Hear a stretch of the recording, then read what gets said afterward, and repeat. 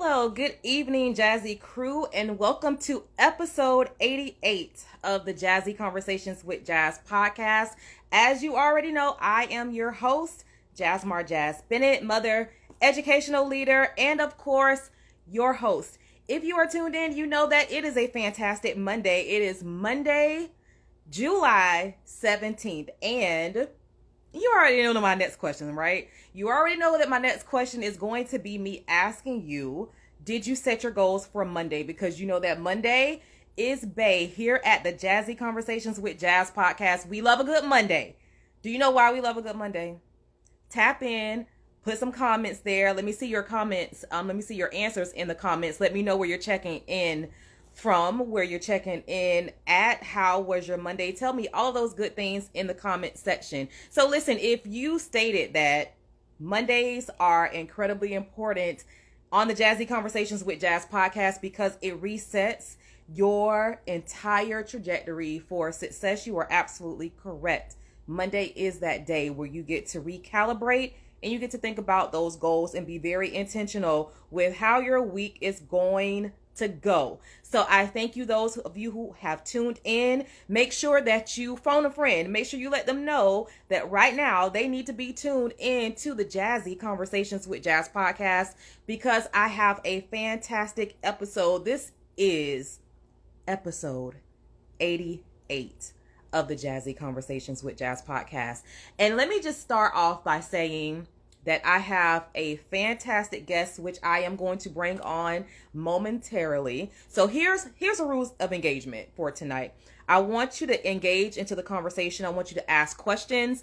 I absolutely encourage you to rep where you're from, rep your business or your organization, because I want to know all about you. When this episode airs on IG, I want you to come back to it and I want you to like it. I want you to share it. I also want you to subscribe on YouTube and all major podcast platforms. So without further ado, I am going to bring on my guest right after his introduction. My special guest for episode 88 of the Jazzy Conversations with Jazz podcast is none other than Demetrius Meech Macon. Now, Macon is the owner of Blades Barbershop and Salon. He is also the owner, the proprietor of Macon Transport. So if you are in need of services when you go on your vacations, this is the summertime, you know that your travel ball teams are en route to competitions,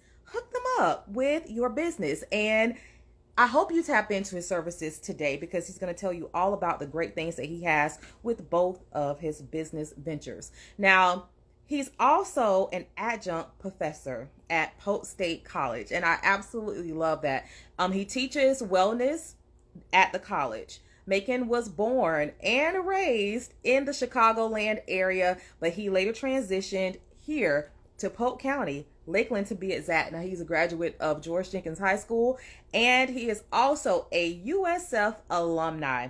He has a bachelor's degree in business management, and he has a master's degree in adult education. So without further ado, I'm going to bring on my special guest for episode 88, and that is, so I want to know again where you're from. Hi, Ruby. I see that you have tuned in. Thank you so much for tuning in to episode 88. How are you doing, Meech? I'm going to call you Meech for like the duration of this podcast. How are you, sir? I'm doing great. How you feeling? It's great to see you. Good. Okay. I'm doing good. As promised, I see that you are absolutely at the salon, Blades Barbershop and Salon Suites. And so, you know, how was your Monday? My Monday's been a little busy, a little hectic. Like always, I get up early as possible, try to do a few airport runs because Monday is a big travel all day for most people getting back and forth to the airport. They have enjoyed their holiday weekend or their vacation weekend, and now they're looking to get out and get back home. So that's a big transportation morning for me.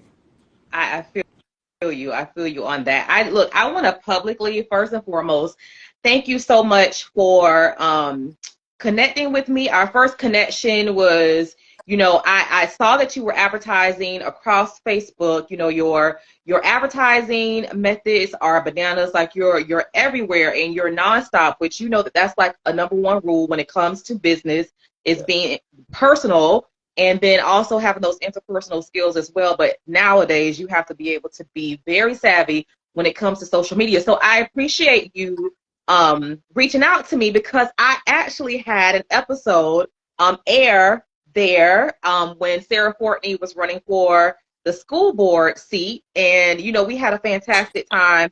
We were very hospitable. The salon looks amazing. There are various suites there. And I appreciate you for being inviting in that setting. So thank you so much for partnering with me and for being accommodating.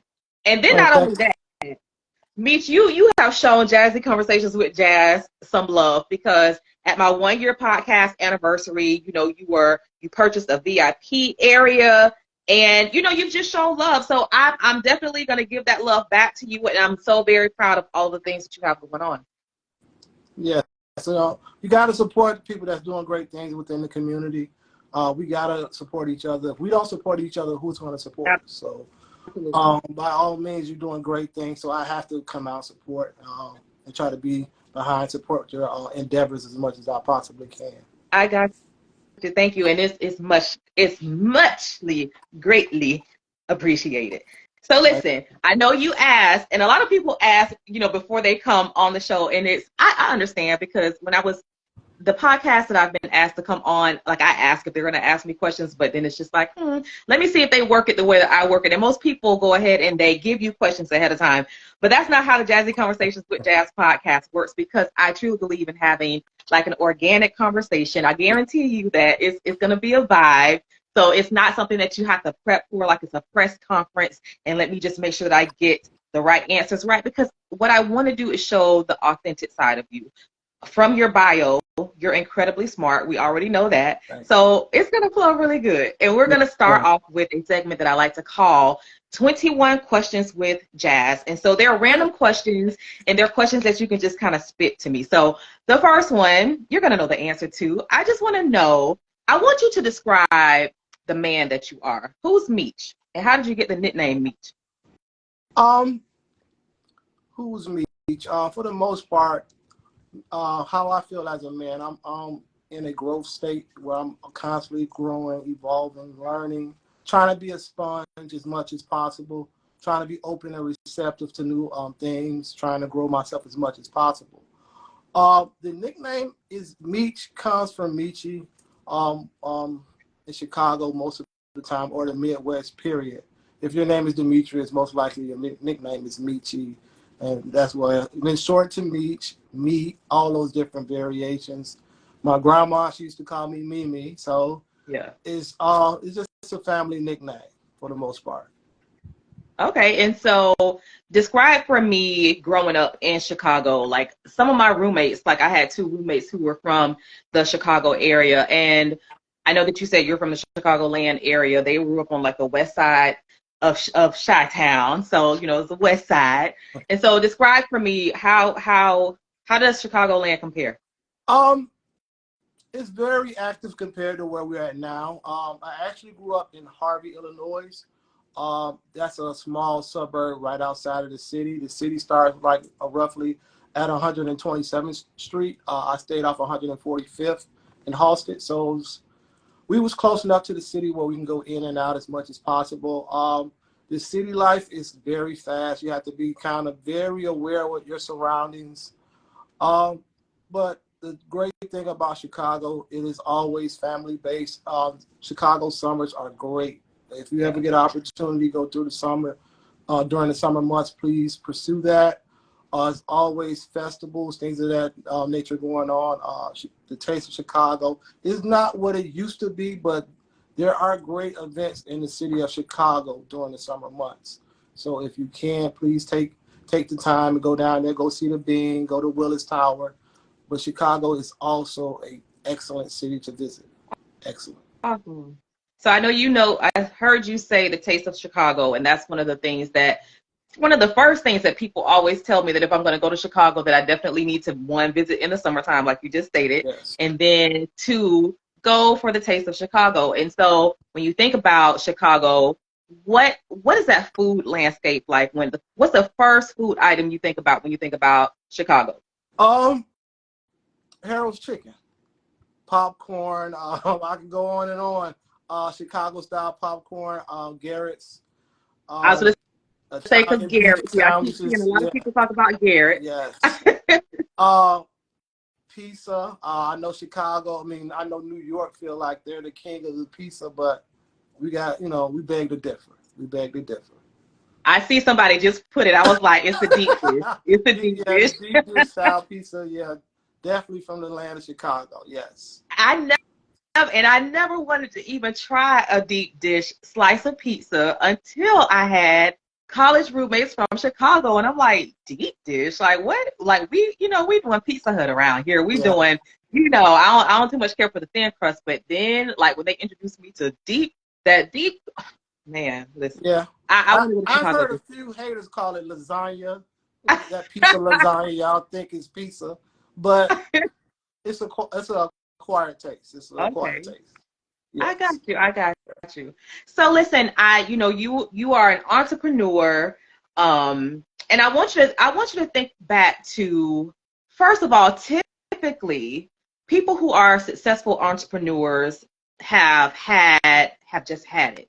Like entrepreneurs are typically people who have always had that entrepreneurship mentality. And so when you think back to whether it was your childhood, whether it was when you were a teenager, middle school, when did that entrepreneurship bug hit you? Like, did you just have it in you, always have it in you?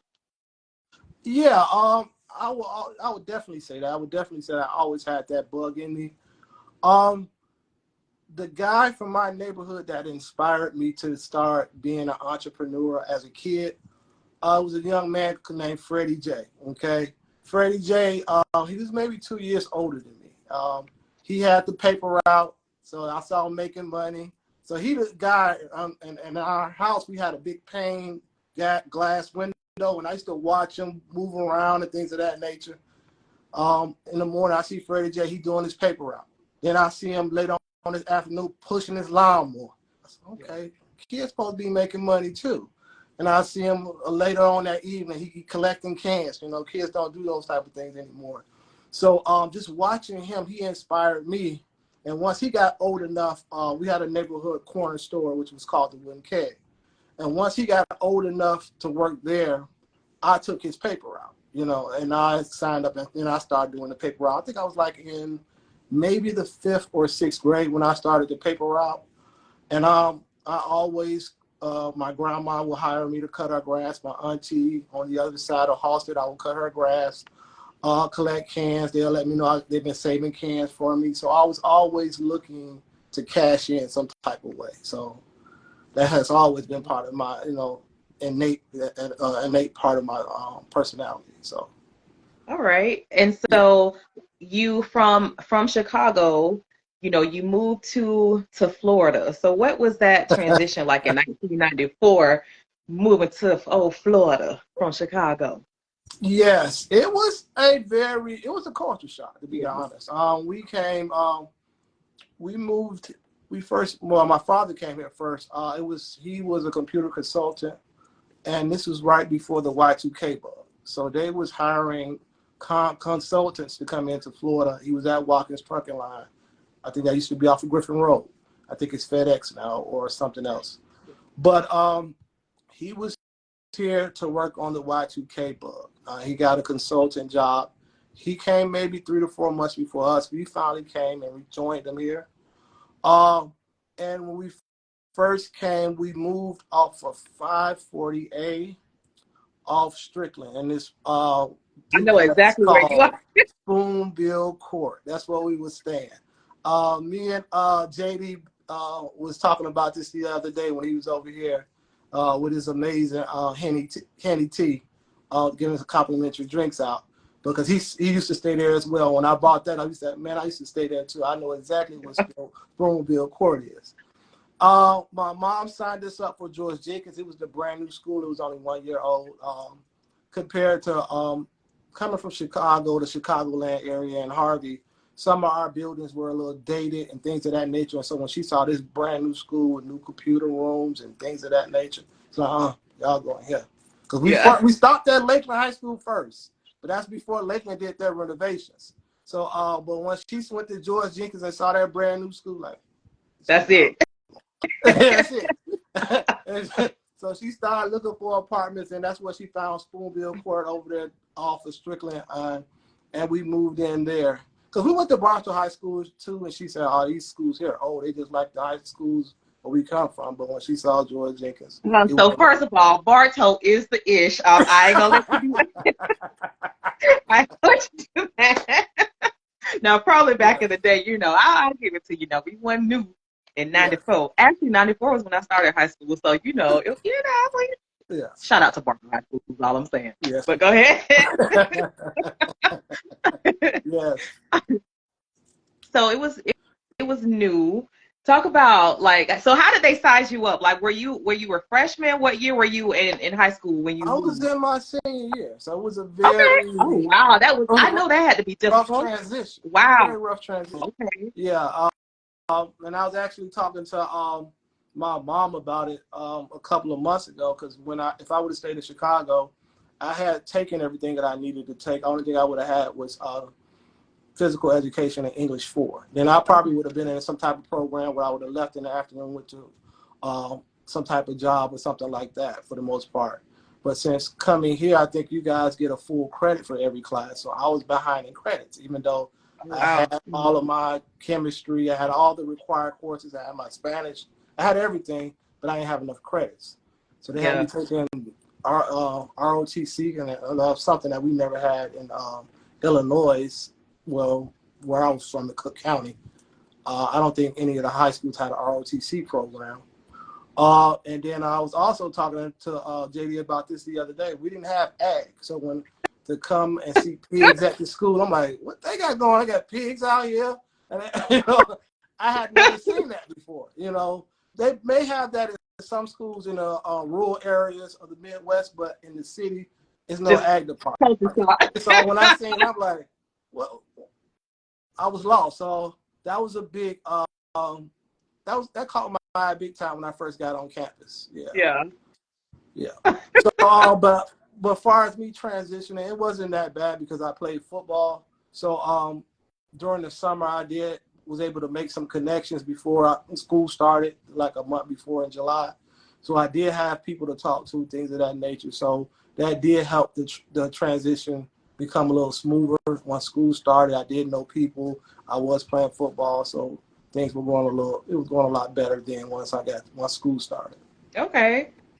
So I wonder when you came here, why did you choose USF? Because you have a bachelor's in business management, and then you also have your master's in adult education. So why USF? Actually, USF, it was just how things went. Because when I graduated from high school, I didn't go directly into. Well, I took a few courses at Polk State.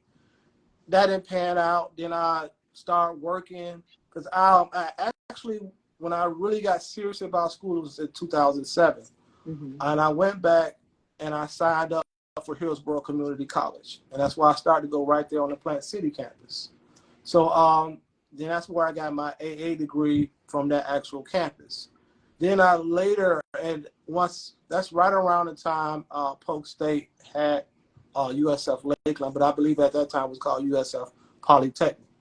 So I started taking courses there, and it was really just because the conveniency was right there where I can work.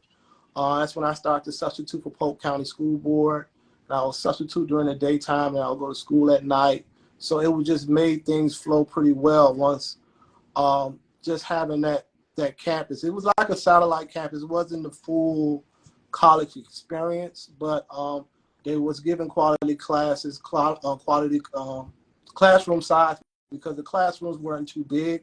So you was able to get that one-on-one with professors and things of that nature. So that did help me transition back into school as being an older adult at the time.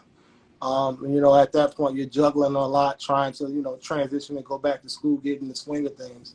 So those smaller classrooms did accommodate and help me kind of transition back into school for the most part. Yes. Okay. I feel you. So when I look at you, I see that, it seems like you have in mind what you're trying to build. I look at your transport business, and then I also look at, Blaze Barbershop and Salon. And and so what I've been thinking is one of the number one questions I wanted to know the answer to is, when you look back and that one thing that was your dream or is your dream, do you feel that you're living it now? And if not, what's that one thing that you've always dreamt to do? I think I'm in the cycle of reaching my goal, my overall goals, my overall vision for my life for the pretty much. I always wanted to own my own business for some in some type of capacity. I always loved the barbershop aspect. That's why I kind of gravitated towards this. Have my own, to be honest, my ultimate barbershop would be almost something like Kingsman, where you can come in, get a haircut, fitted for a suit, and you come out fresh to death. So that would be like my ultimate barbershop if I was able to accomplish that, where you could just come in and get suited from head to toe, shaved, everything. But that would be my ultimate barbershop experience. But the one part of my vision, because I have a vision board that I feel like is missing, I want to get more into real estate, have my own real estate dynasty as well, have a few duplexes, multi-family units and things of that nature. So that is part of my ultimate goal as well, to be able to expand and get some properties and things of that nature. I got you. You. Yes, When you think about that, because we'll circle back to those things that you just stated. Mm-hmm. So I changed the trajectory of the show a little bit, and I was more intentional. And I did a post where I said I wanted to talk to men, like I just needed some male energy on my podcast. And I say that because when we look at statistics, we know that African American women are the fastest growing, entrepreneurs right now. Like it's there. And those are the dynamic guests that I keep having on my show. And so I'm like, well, I want to talk to a male, and it just so happened that someone pitched you, because I had you on my list now, but then I saw somebody pitched you, and I'm like, yes, Meech would be a great person to talk to when it comes to this entrepreneurial spirit, because I feel that if you are a single mother, then yes, then you bear the brunt of making your dreams happen, being an entrepreneur, and also being the sole breadwinner of your family. But I feel that it's so much pressure on a man when he decides to chase his dream and maybe do something that's unconventional or start in business. And so I wanted to get that vibe from you. So tell me how that journey has been, and then tell me what you consider to be your comeback. Like how did you maneuver? Because I know you have a wife, and when you have a wife, that comes with responsibilities and all of that good stuff. So tell us all about your comeback, Meech. Well, going into the entrepreneurial space as the head of a household, you have to definitely have your ducks in a row, and it does take so much time and attention. And staying balanced. You have to stay balanced, because anytime you spend too much on the business, you neglect family life. Also, you have to almost do a tightrope, because you want to make sure that your family has the financial needs to be able to be functional on a day-to-day basis, a monthly basis, an annual basis, however you're doing your fiscal responsibilities. And so it's always, you can't give away your bread and butter, your 9 to 5. So you have to find things that can blend in with your 9 to 5. That's why I kind of got into the transportation space. I was working overnight because I was also teaching during the daytime and doing security jobs at night, always trying to get that extra dollar. And I was working at a security post, and I would just see And it was off of Earl Bronson 192, right off of in Kissimmee, right down the street from Old Town and all that in Kissimmee. And I would just keep seeing and I was working the gate, and I would see the Uber drivers coming in, the DoorDash. I'm like, is there any money in there? I see you guys. Yeah. They were like, yeah, it's money in this. And then it was like, the beauty about it, we can, set our own hours, turn off the app, turn it on whenever we want. And I started to dabble in it a little bit, set up my profile and things of that nature. And then I started to go into the Champions Gate area a lot, and I used to see all the Airbnbs. And every time somebody had an Airbnb, it had a companion vehicle that I noticed. It had the Ford Transit, the passenger van. I was like, okay. So being able just to drive Uber, it wasn't just about the financial thing about it, but I also was able to see the landscape of tourism. So I could see how they move when they came to us, to Florida.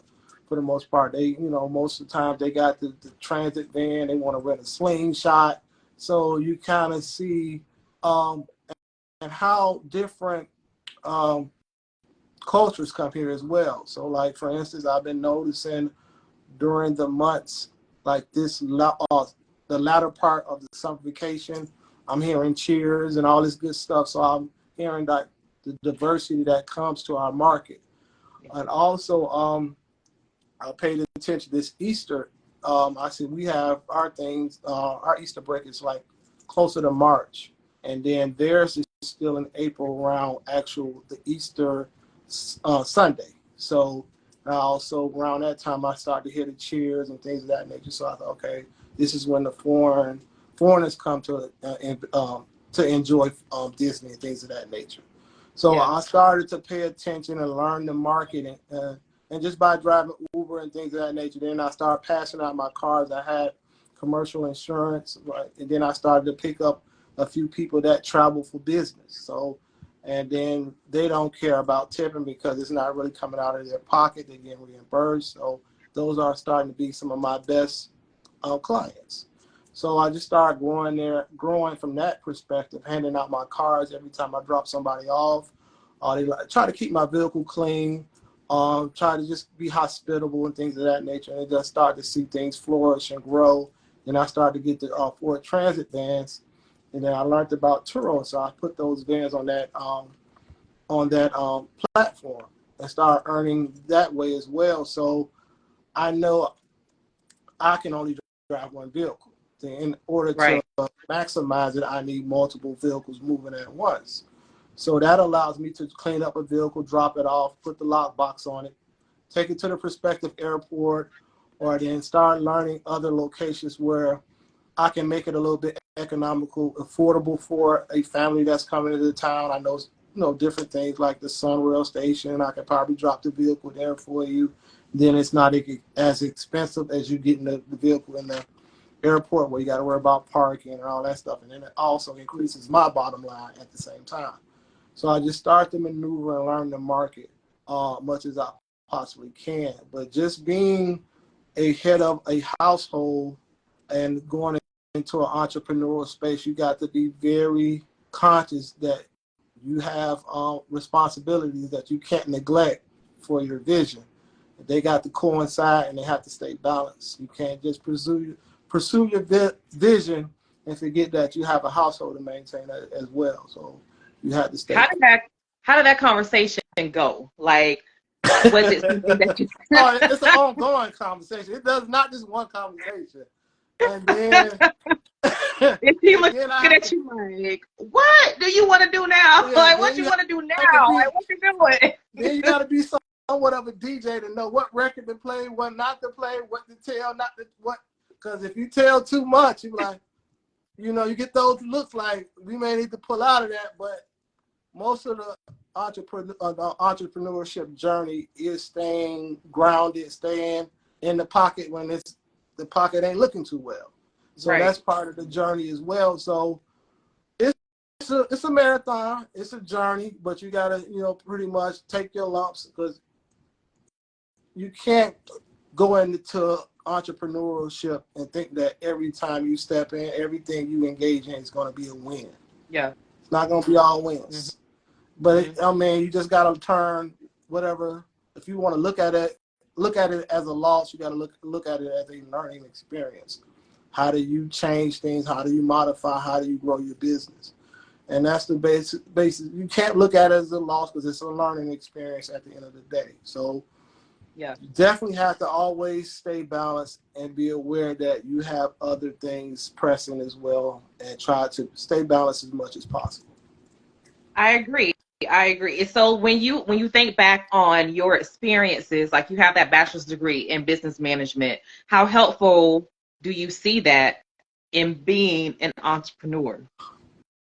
I see it a lot. It's when I think about like the case studies we used to do in some of my business classes. I know one of our projects is like, how could we transition Disney into the Puerto Rico, things of that nature. Well, we had to like critically think about things and how different cultures embrace different experiences. So Florida is always different cultures coming in then to enjoy the weather. And everybody embraces things different. Everybody's different culturally. How can you add value, kind of give a base experience, but still add value at the same time, depending on who may be renting from you? It's all those type of things I remember from my college courses, even when I took microeconomics, macro, how do things um, impact your small market and how things impact the world market more on the macro stage. So like gas prices, how things affect travel, so I can know when the peak times when people may be traveling here. Also watching the rental car space. So I see Enterprise is out of cars. So I need to start making sure I already got my cars up and ready, already clean, so I can get them quicker out to a guest. Sometimes they may inbox me first before they even rent. Like, I need a vehicle about 3 o'clock. Can you have it there? Yeah. So once I hear the news story that, Enterprise, it's long lines at MCO and nobody can find a car to rent. So I know to start looking at my phone for my app to light up and things of that nature. So, Gotcha. yeah. So listen, you lit up. I paid attention. Like when I asked you about your dream, you absolutely lit up when you talked about your ideal barbershop. So you have a transport business. So how did you get to Blaze Salon Suites? How did you do that? Blaze Barbershop and Salon Suites. How did you get there? I always wanted to have a barbershop, and every now and then, growing up, I did cut a few heads or two in my basement, Okay. with my friends in like middle school and things of that nature. So I always had that barbershop bug in me, and just the barbershop just in the city of Chicago and surrounding cities is just part of the culture. It's a meeting spot. Even when I go back home, I got a friend named Dan. I may hit a few of my friends. Hey, I'm down here at Dan's shop, man. We all meet up. We outside. We talking. We laughing. It's just always been that experience from the barbershop. I always wanted one. Also, most barbershops are connected to the community. And then as I get older, I want to stay connected to the community that I stay in. So I felt like a barbershop would allow me to stay connected to the community, be aware, invest in my community, be total vested in my community as well. So I think the barbershop is a great avenue to stay connected to your community. Got you. So what sets Blaze apart from the competitors?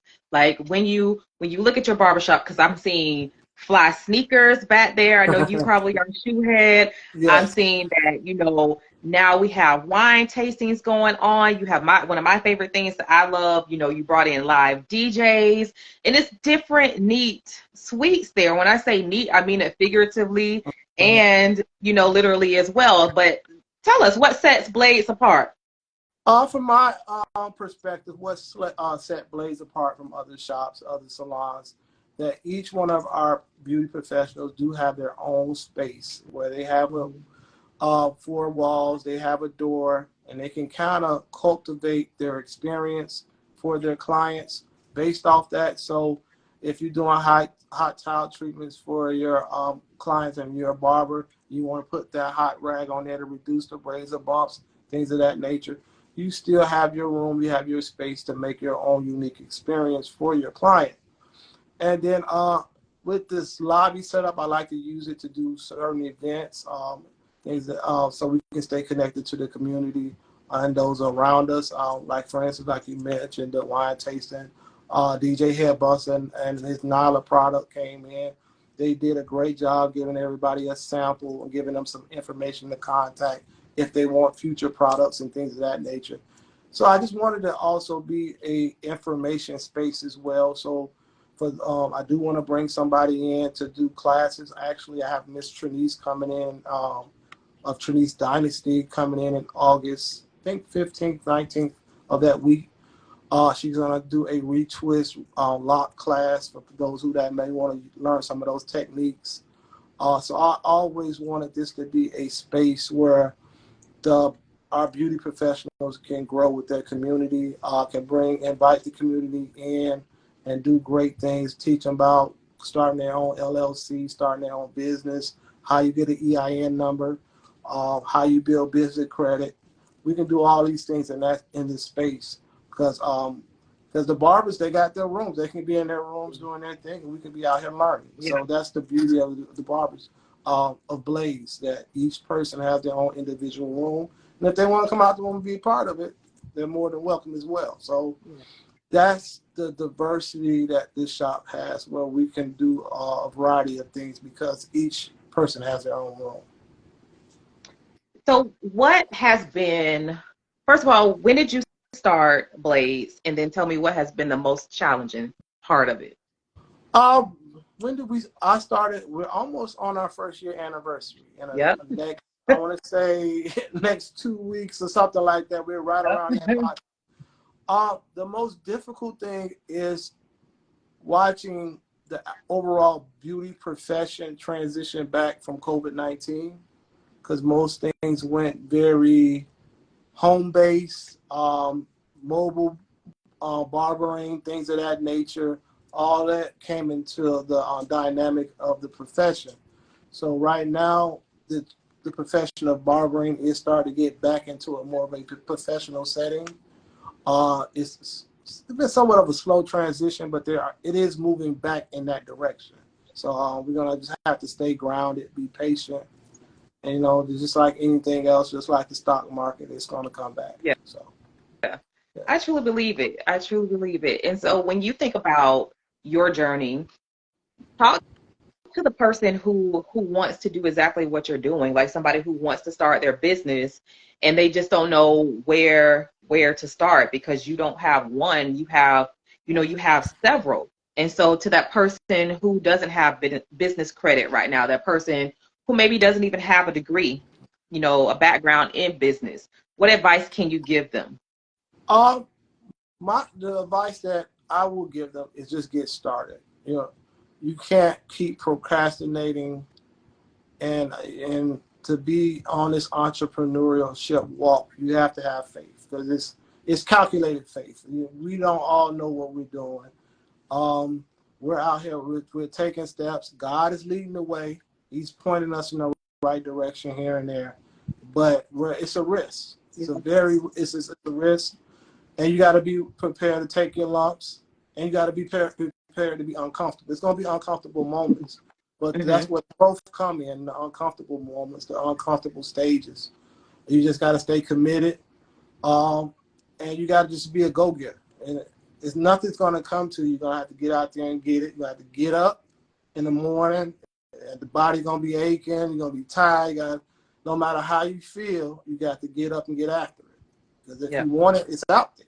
Yeah. So, and also if you want to just from a logistic standpoint and a just financial health standpoint, you want to start to try to build your business credit as much as possible. You want to use other people money if you're going to be out here in the entrepreneur space. You don't want to also, especially for men, like I said before, we have a financial obligation to our household. So we want to kind of make sure we keep money in different buckets, okay? And don't commingle too many funds. You want to make sure your personal finances stay personal, and your business finances stay business as much as So that possible. would be is the groundwork to that getting your LLC? Yes, you got to get your LLC. You got to go in there and get your business, get your articles, take them into a local bank. Make sure, I would say you want to try some of those credit unions. Navy Federal is a great credit union. Wells Fargo has some great products. They do have a secure credit card that, secure business credit card that you can start for the very first year. You could put $1,000. Then if you do great about with the and build credit history with them, I should say, and they'll give you that $1,000 back after a year, and you will have that same credit balance or availability after they give you back your $1,000. So that would be a great way to build business credit.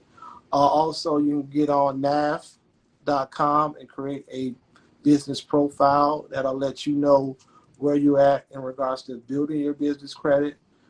You can get some net 30 accounts to make sure that you also are paying those in a timely fashion, because once they post to your business profile, you want that good credit health on your credit history as much as possible.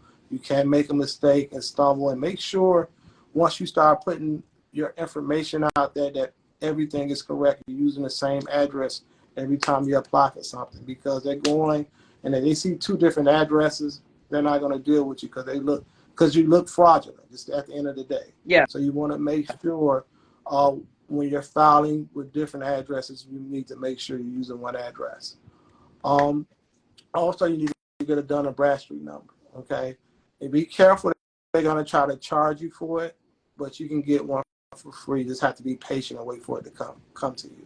It'll take 2 or 3 weeks to come, but you have to wait on it, but it's free if you just wait, okay? Okay. So, go ahead. I'm just trying to think about more things I could say as far as this has been a while since I was in the building stage of the business credit. Yeah. But I guess those are the main key things you need to do to get started for the most part. Yes. How important, first of all, have you ever mentored someone? And then how important do you view mentorship? Like, do you go to like these business socials where you get to meet this entrepreneur, that entrepreneur? Have you been a mentor? And then again, like, do you consider mentorship to be essential? I do believe mentorship is very essential to the entrepreneurial space, and just staying connected. For instance, here in Winter Haven, I'm a part of a group called Core. We meet every Wednesday here in the shopping center. I just saw the advertisement for that, or like a social, like a business meeting that you guys had. Yeah, we have it every Wednesday at 8 a.m. We do light networking from 8 to 8:30. Then 8:30 we have our business meeting for our Core. Actually, this Friday we're gonna have a little social here in the shop for Core. We're gonna come in, meet, have drinks, talk a little bit, and just build our business network here in Winter Haven. There is also a Core in Lakeland as well, but we're a new branch that we're starting, Core Winter Haven. We have, like I said before, we have our meetings right here in the Invention Hall on Wednesdays from 8 to roughly like 9:30. How would one become a member? All you have to do is come. Our space is open.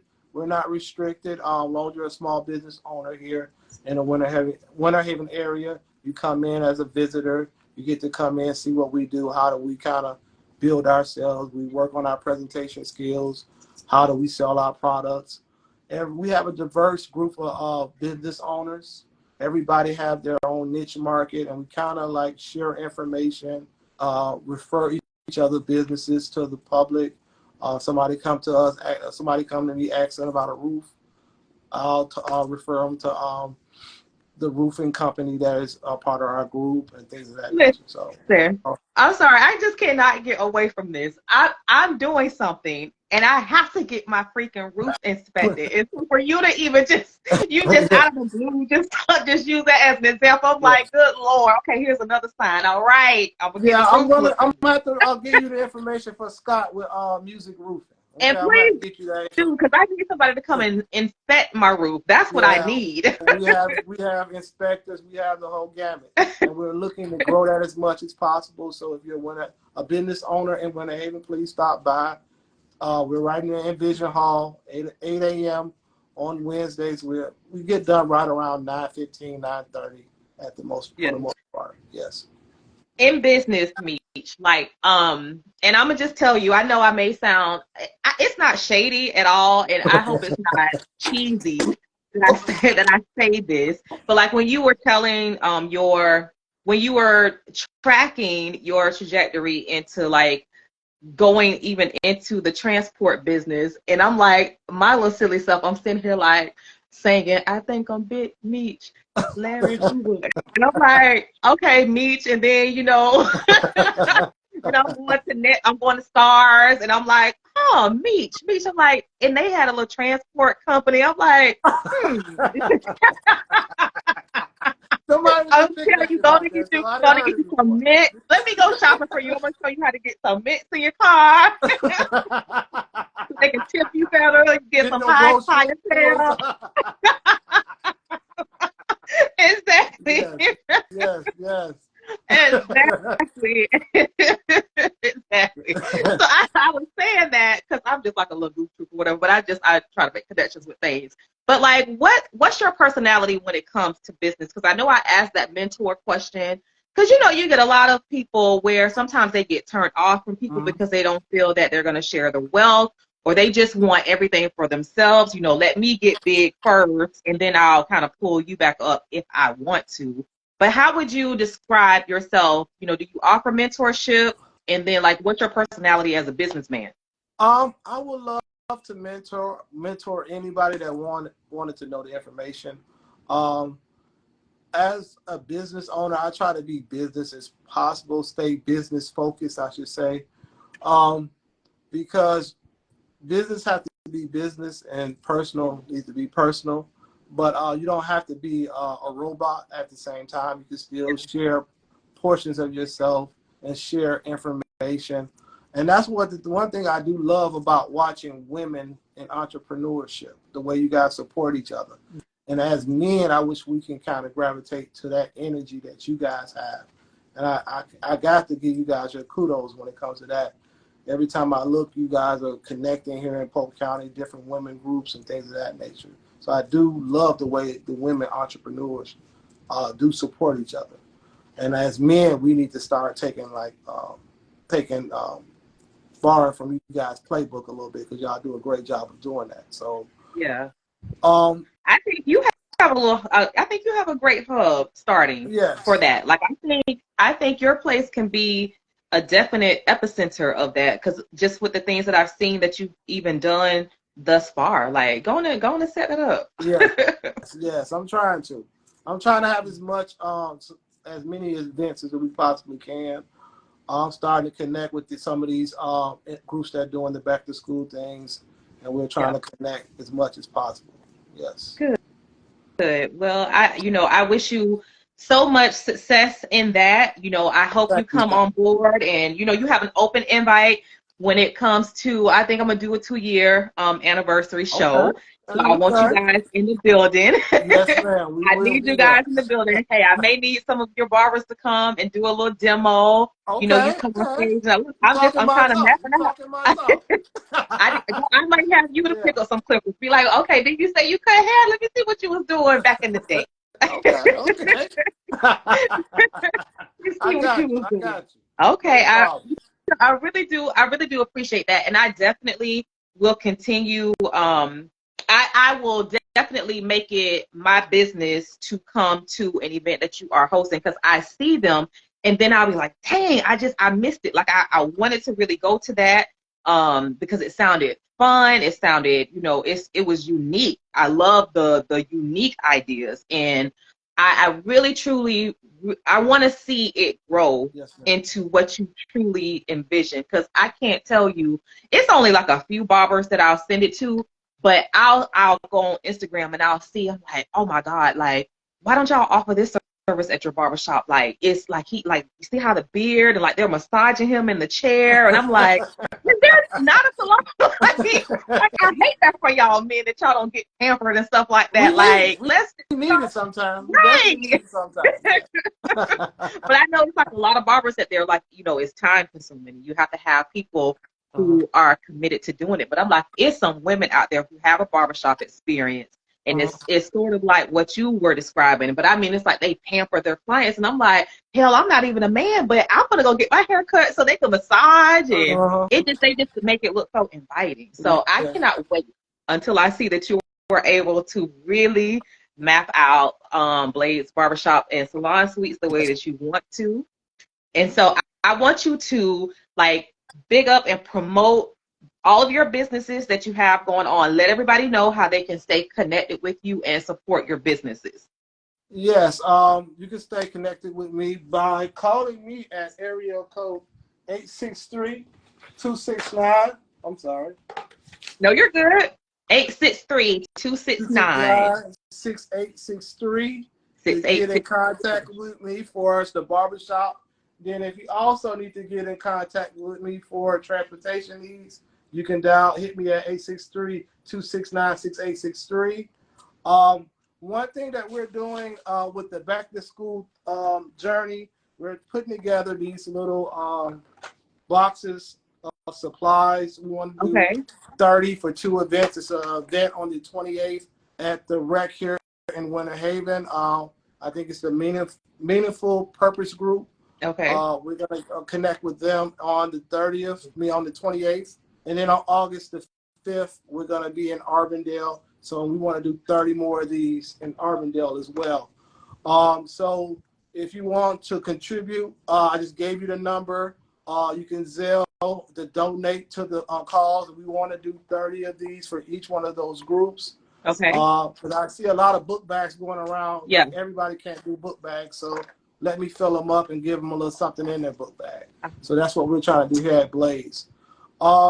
If you, for your transportation needs, this is the same number, 863-269-6863. Just reach out, inbox me, call me, whatever you feel comfortable with, and I'll try to accommodate your needs as much as possible. I love that. And I will say thank you so I didn't book your services because it wasn't my planned trip. Yeah, my kid's father planned their trip. But I just happened to be scrolling on the internet one day and I'm like, I see my kid.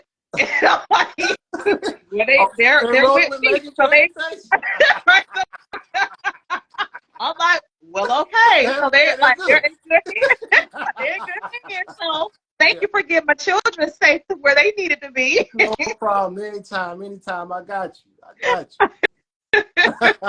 I truly do appreciate that. And I appreciate all of the support that you've afforded the Jazzy Conversations with Jazz podcast. I will continue to, promote your business. I'm actually going to give you 2 free episodes of promotions because and I'm gonna tell you why, because and this is what oh my God, like things just stay on my mind and they stay on my heart, and I'm like, I never want people to think that, they got the short end of the stick when dealing with me, because I truly do have a genuine heart and I want everybody to win. And so I know that we could not get the screen to work when we were supposed to be projecting your visuals for promotions in the VIP section. And I'm like, so yeah, he did get the VIP treatment, but he did not ever get his logo on the screen. So I promoted you a lot after that because I felt so bad,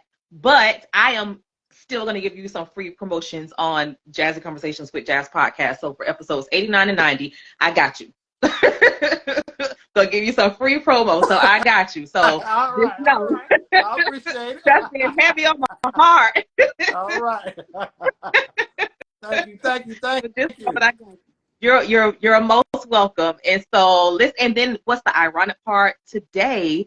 Someone from Lakeland, and I didn't even, like, when you started talking about the core group. What's so crazy is that somebody, now that I'm realizing the core group and who I saw there, somebody pitched somebody from your group to be a next guest on my show. And so I'm not going to say who, but I found that to be so crazy. It's like literally about maybe 2 hours before our episode, someone pitched someone from your group. So y'all are doing some great things, and people are taking We are notice. connecting. We are definitely connecting over here. Yeah, Yes. yeah, I love it. And so, Meech, thank you so much for being my guest for episode 88 Yes, of the ma'am. Jazzy Conversations with Jazz podcast. Thank you for having me. Thank you. Thank you. I greatly appreciate it. Not a greatly appreciate it. problem. So you are now you are officially inducted into the Jazzy crew. So you got to make sure